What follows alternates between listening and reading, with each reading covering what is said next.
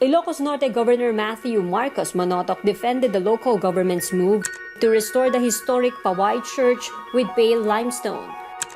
The Politiko explained the restored limestone of the UNESCO World Heritage Site would eventually darken over time.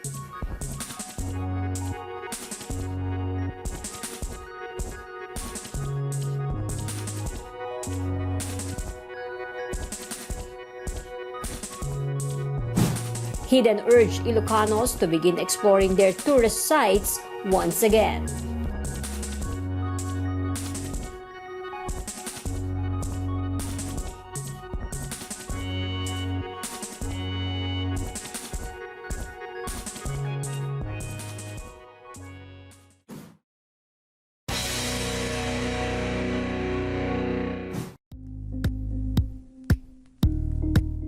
Thank you for watching Politiko TV. Please like and subscribe to our channel for more videos.